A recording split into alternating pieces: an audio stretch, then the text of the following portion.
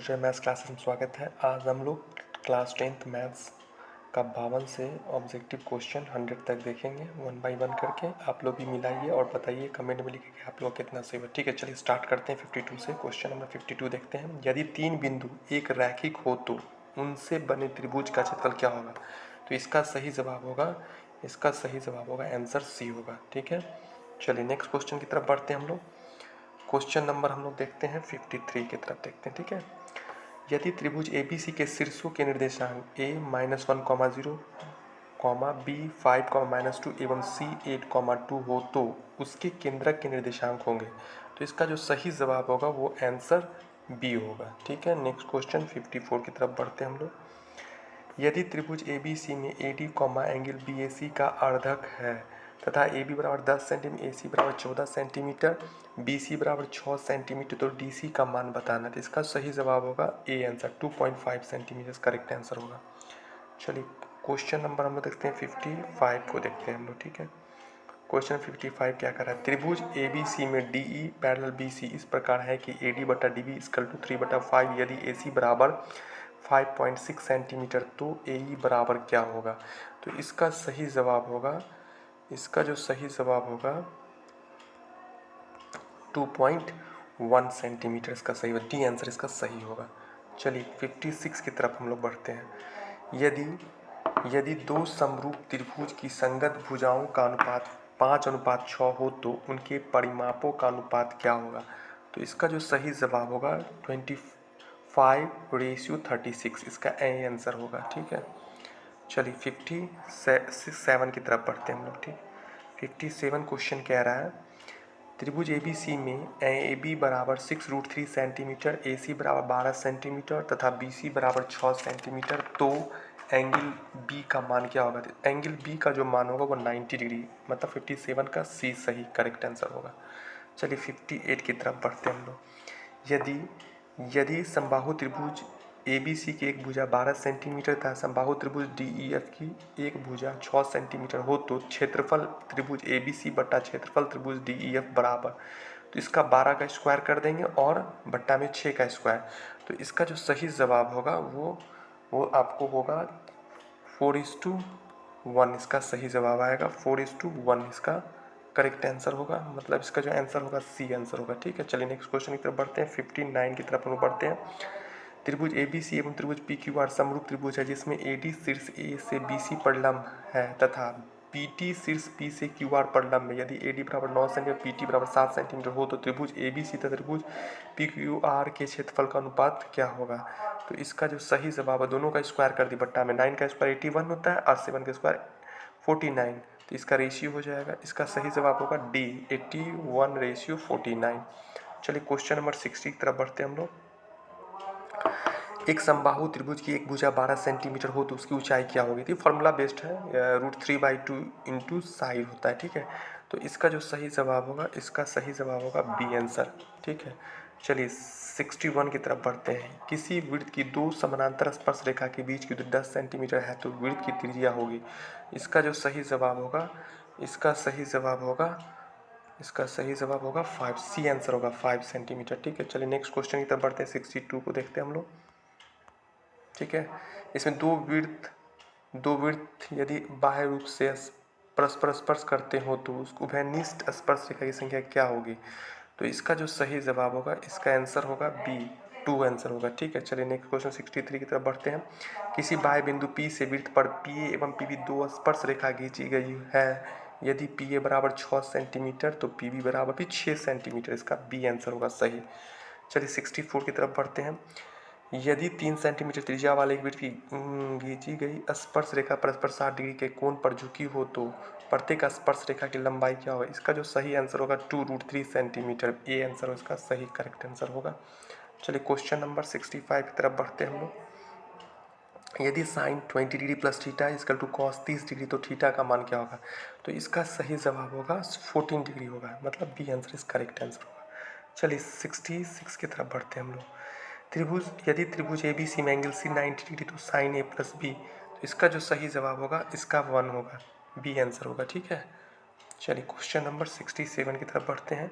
सेक square 23 degree minus tan square 23 degree plus 2, तो तो इसका जो सही जवाब होगा, इसका जो है ये जो है इसका मान 1 हो जाएगा और प्लस 1 में 2 जोड़ देंगे तो 3 इसका आंसर होगा, मतलब डी इसका करेक्ट आंसर हो जाएगा। ठीक है, 68 की तरफ बढ़ते हैं। यदि X cos theta equal to 1 tan theta equal to Y तो X square minus Y square का मान क्या होगा? इसका सही जवाब डी मतलब 1 आंसर होगा। चलिए क्वेश्चन नंबर 69 की तरफ बढ़ते हैं। यदि टेन थीटा इक्वल टू 3/4 तो साइन थीटा का मान क्या होगा? तो इसका सही जवाब होगा टी आंसर 3/5 होगा। ठीक है, टी इस करेक्ट आंसर होगा। चलिए 70 क्वेश्चन की तरफ बढ़ते हैं। Root under 1 plus cos A बटा 1 माइनस कॉस ए, तो इसका सही आंसर होगा B answer cosec A plus cot A. ठीक है, चलिए 71 की तरफ बढ़ते हैं हम लोग। Ten 5 degree into 10 25 degree into 10 30 degree into 10 65 degree into 10 85 degree. इसका जो सही आंसर होगा वो क्या हो जाएगा? सी हो जाएगा, 1/√3 हो जाएगा। ठीक है, नेक्स्ट क्वेश्चन की तरफ बढ़ते हैं। 72 देखते हैं। Cos 38 degree into cos 52 degree minus sine 38 degree into sine 52 degree. इसका जो सही जवाब होगा वो बी आंसर हो जाएगा, 0 होगा। ठीक है, चलिए 73 की तरफ बढ़ते हैं। कॉसेक 42 डिग्री बट्टा सेक 48 डिग्री इंटू कॉस 37 डिग्री बट्टा साइन 53 डिग्री 1 × 1। इसका जो सही आंसर होगा वो सी आंसर होगा। ठीक है, इसका सही आंसर क्या होगा? सी हो जाएगा। चलिए क्वेश्चन नंबर नेक्स्ट 74 की तरफ बढ़ते हैं। यदि tan alpha plus beta equal to √3 तो tan अल्फा इक्वल टू √3 तो tan बीटा का मान क्या होगा? तो इसका सही जवाब होगा, इसका सही 1/√3 सी इस करेक्ट आंसर हो जाएगा। नेक्स्ट क्वेश्चन 75 की तरफ बढ़ते हैं हम लोग। 75, ठीक है, 75 की तरफ बढ़ते हैं। √2, ठीक है, √2 साइन π/4 प्लस कॉस π/4। इसका जो सही जवाब होगा वो 2 होगा, बी आंसर इस करेक्ट आंसर होगा। ठीक है, चलिए 76 की तरफ बढ़ते हैं। यदि A cos theta plus B sin theta equal to 4 तो A sin theta minus B cos theta से 3 तो A square plus B square का मान क्या होगा? तो इसका जो सही जवाब होगा वो सी आंसर इस करेक्ट होगा। ठीक है, इसका सही आंसर सी होगा। 77 की तरफ बढ़ते हैं हम लोग। दो वृत्तों के त्रिक्षेत्रफलों का अनुपात एक्स स्क्वायर अनुपात वाई स्क्वायर है तो उनकी त्रिज्याओं का अनुपात क्या होगा? तो इसका सही आंसर होगा डी। इसका सही आंसर क्या हो जाएगा? डी हो जाएगा, x/5 होगा, x/y हो जाएगा। राइट, चलिए नेक्स्ट क्वेश्चन 78 की तरफ बढ़ते हैं हम लोग। किसी वृत्त का क्षेत्रफल 49 पाई वर्ग सेंटीमीटर है तो उसका व्यास क्या होगा? तो इसका सही जवाब होगा 14 सेंटीमीटर, बी आंसर इसका सही जवाब होगा। 79 की तरफ बढ़ते हैं। 5 चक्रों में 14 सेंटीमीटर त्रिज्या के एक पहिए के द्वारा तय की गई दूरी कितना होगा?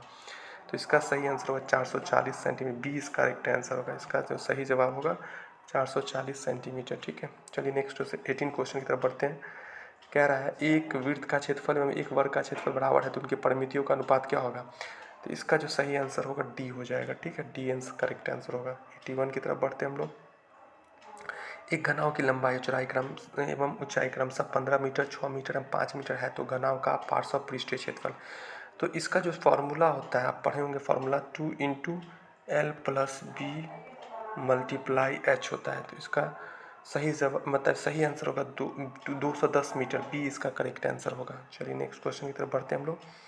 82 की तरफ बढ़ता है। 8 सेंटीमीटर भुजा वाले घन में से 4 सेंटीमीटर भुजा वाले कितने घन बनाए जा सकते हैं?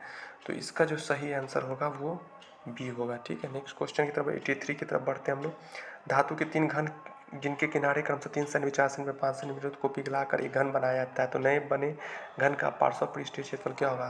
तो इसका सही आंसर बी होगा, 144 सेंटीमीटर स्क्वायर होगा। ठीक है, चलिए नेक्स्ट क्वेश्चन 84 की तरफ बढ़ते हैं हम लोग।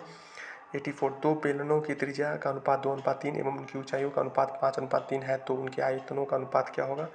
तो इसका जो सही आंसर होगा इसका सही आंसर क्या होगा? इसका सही जवाब होता है बी आंसर 20:27 हो जाएगा। ठीक है, चलिए 85 की तरफ बढ़ते हैं हम लोग। यदि बेलन के वक्र पृष्ठ का क्षेत्रफल 1760 सेंटीमीटर स्क्वायर है तो उनके आधार की त्रिज्या 14 सेंटीमीटर है तो उसकी ऊंचाई क्या होगी? तो इसका जो सही आंसर होगा वो सी 20 सेंटीमीटर हो जाएगा। ठीक है, 86 की तरफ बढ़ते हैं हम लोग। क्वेश्चन नंबर 86 देखते हैं। एक धातु के पाइप की बाह्य त्रिज्या 4 सेंटीमीटर आंतरिक त्रिज्या 3 सेंटीमीटर है। यदि उसकी लंबाई 10 सेंटीमीटर हो तो धातु का आयतन क्या होगा? इसका सही जवाब होगा 220 सेंटीमीटर, बी इसका ऑप्शन करेक्ट है। चलिए नेक्स्ट 87 की तरफ बढ़ते हैं हम लोग। यदि किसी शंकु के आधार की त्रिज्या और उनकी त्रियक ऊंचाई एल हो तो शंकु का वक्र पृष्ठीय क्षेत्रफल क्या होता है? Pi L. इसका बिल्कुल फार्मूला बेस्ड है ये फार्मूला जिसको पता होगा वो आसानी से टिक मार सकता है। इसका सही जवाब बी होगा। ठीक है, पाई आर एल होता है। ठीक है, चलिए नेक्स्ट क्वेश्चन बताते हैं। 88 की तरफ बढ़ते हैं हम लोग। 14 सेंटीमीटर व्यास वाले अर्धगोले का कुल पृष्ठीय क्षेत्रफल क्या होता है? तो इसका भी सही जवाब होगा A answer 147 pi centimetre square, A is the correct answer. ठीक है, चलिए नेक्स्ट क्वेश्चन 89 की तरफ बढ़ते हैं हम लोग।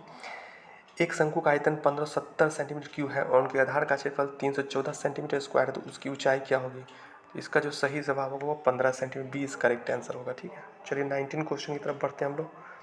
यदि एक गोला की त्रिज्या 2r है तो उसका आयतन क्या होता है? इसका सही जवाब होगा 32 पाई r3/3, A is the correct answer हो जाए। चलिए 91 की तरफ बढ़ते हैं हम लोग।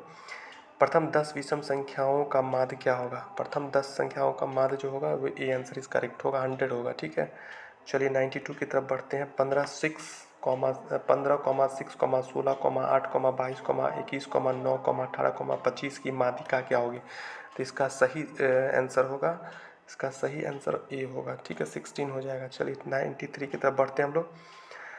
0, 6, 5, 1, 6, 4, 3, 0, 2, 6, 5, 6 का बहुलक। बहुलक जो होता है अधिकतम बारंबारता को ही बहुलक कहते थे। इसमें सबसे ज़्यादा किस संख्या का रिपीटेशन हो रहा है? तो इसका सही जवाब होगा 6, बी आंसर इस करेक्ट आंसर होगा। 94 तक बढ़ते। एक बारंबारता बंटन की माध्यिका एवं बहुलक क्रमशः 48.64 एवं 46.52 है, तो उसका माध्य क्या होगा? तो इसका जो सही जवाब होगा वो आपको, इसका सही जवाब होगा, इसका सही जवाब क्या हो जाएगा? इसका सही जवाब हो जाएगा 49.70, ए इज करेक्ट आंसर हो जाए। ठीक है, चलिए नेक्स्ट 95 की तरफ बढ़ते हैं हम लोग। 95, यदि 5 प्रेक्षणों x, x+2, x+4, x+6 एवं x+8 का माध्य 11 है तो x का मान बताना। इसका सही जवाब होगा सी, 7 आंसर होगा। ठीक है, चलिए 96 की तरफ बढ़ते हैं। एक असंभव घटना की प्रायिकता क्या होती है? तो असंभव मतलब इसका घटना की प्रायिकता 0 होती है, B option is correct answer होगा। 97, यदि पी बराबर 0.4 तो पी ई के रेखिक मतलब पी ई का कंप्लीमेंट का मान क्या होगा? तो इसका जो सही जवाब होगा वो 0.6 मतलब बी आंसर इस करेक्ट आंसर होगा। चलिए 98 की तरफ बढ़ते हैं। दो पासों की फेक में संभव परिणामों की संख्या कितनी होती है? तो ये बहुत ही आसान कुछ 36 होता है, इसका आंसर सी होगा, 98 का सी हो। चलिए 99 देखते हैं तो कौन सी संख्या किसी घटना की प्रायिकता नहीं हो सकती? जो 1 से ज़्यादा होगा, 1 नहीं होगा, 1.5, तो ये नहीं हो सकता, इसका सही आंसर बी होगा। ठीक है, चलिए नेक्स्ट क्वेश्चन की तरफ बढ़ते हैं। 100 लास्ट क्वेश्चन देख रहे हैं। एक पासे की एक फेक में विषम संख्या नहीं आने की क्या प्रायिकता होती है? तो इसका जो सही आंसर होगा वो बी 1/2 हो जाएगा। तो चलिए अपने वीडियो को हम यहीं समाप्त करते हैं। जय हिंद, जय भारत। आप लोग भी मिलाइए और बताइए कमेंट में कि आप लोग कितना सही हुआ। ठीक है, थैंक यू।